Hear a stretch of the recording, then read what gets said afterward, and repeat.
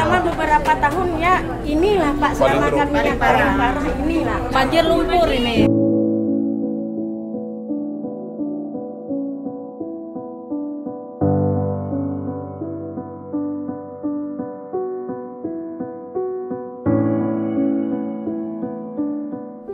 Hari ini 10 hari bulan Disember kami berada di Kampung Lom Bimbat dalam misi mengagihkan sumbangan kepada mangsa-mangsa banjir di sekitar kampung ini.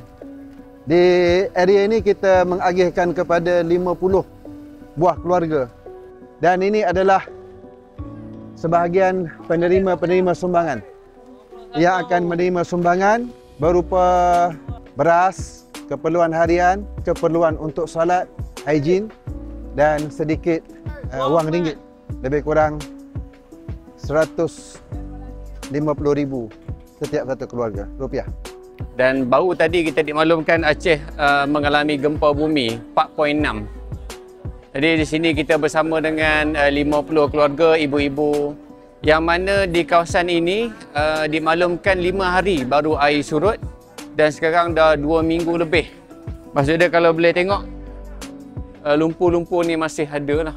Ini adalah lumpur yang menenggelami rumah ini lebih kurang 2 ke 3 meter.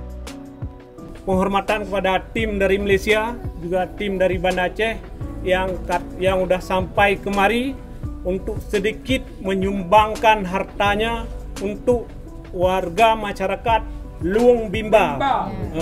Jadi alhamdulillah hari ini orang ini dari jauh dah sampai kemari, kami mengucapkan terima kasih.